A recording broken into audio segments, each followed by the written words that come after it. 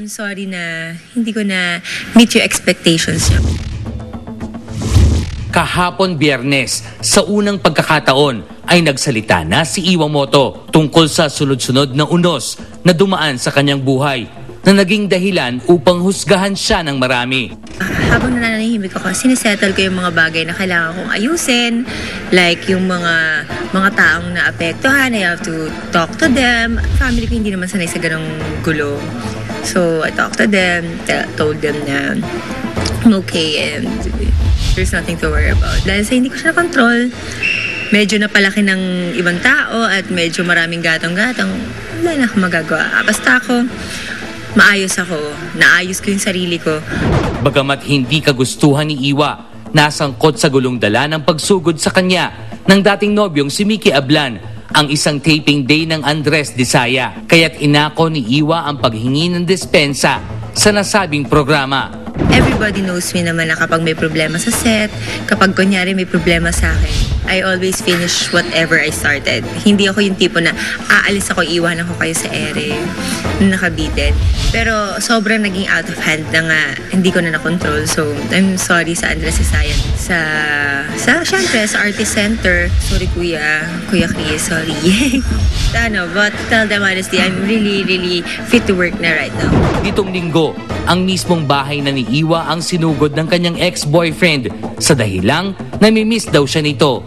I was really mad kasi kailangan mo ba talagang manira at gumawa ng iskandalo after what happened na, alam mo yun, ang daming damage na, ang laki masyado ng damage na nangyari. Bakit kailangan pang dagdagan? Pero wala akong magagawa. Like what I said, hindi ko kontrolado yun. It's his actions na kailangan siya ang humarap, not me. Sa aming panayam kay Mickey, inamin nito na sinusubukan niya pa rin kausapin at balikan si Iwa. Pero ito ang reaksyon ng aktres. Hindi ko iniisip ngayon ang love life.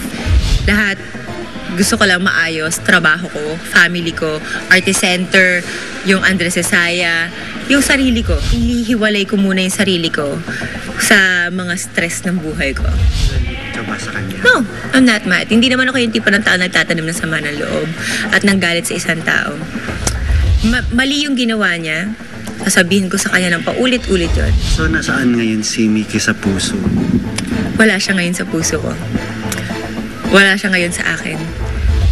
Nandun siya, sa family niya, dun siya. Mag-ingat yung family niya. Mag-alagaan niya sarili niya, alagaan niya si Isabel.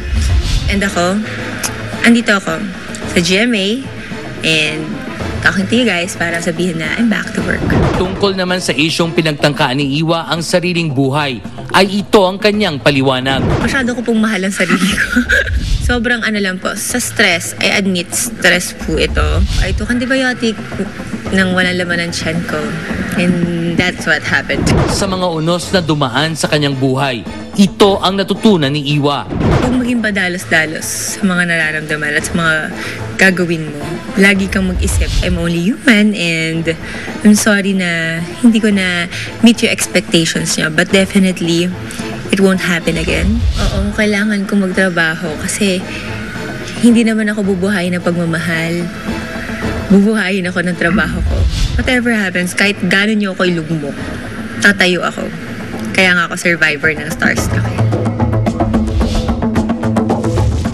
At kasama ko, Carl Guevara, Frank Magalona at syempre, ang kasing ganda, kundi pa mas maganda sa nanay niya, Isabel Daza. Hi! Okay, hi. Thank you. Dito muna ako sa gentleman. Okay, Carl, Frank, anong dapat abangan sa blusang itim? Ayan, syempre sa Lunes, abangan niyo po. Hawak na ni Jessa ang blusa. Mag-iba siya ng anyo, of course. Okay, Frank. Unang-unang po, gusto ko pong magpasalamat sa inyo sa pagsubaybay ng Blusang Itim. At sa Lunes na po, abangan niyo po kung anong mangyayari sa kapalaran ni Jessa o ni Jessica sa piling ng Blusang Itim.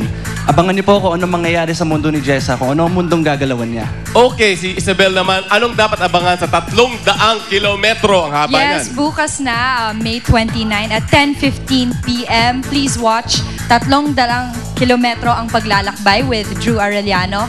I toured mga katutubo here sa Maynila. Never pa sila nakasakay ng kotse.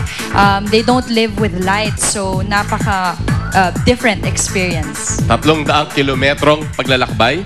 Yes. Okay, maraming salamat Isabel and Frank and Thank Dr. you. Carl. Okay, at sa aming agaw, eksena mamaya. Nako, eto, mainit-init pa dahil si Jeneline Mercado, Patrick Garcia at ang anak nila si Alex Jazz na kunang magkakasama ng Star Talk DX.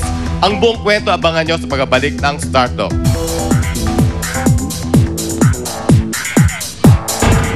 Next na! Totally exciting! Alma Moreno at Bandos, magiging masaya kung matutuloy na ang pagpapakasal ni na Dolphy at Shasha Padilla. At least kung ano man yung plano nila, matutuloy na. He deserves to be happy din, di ba?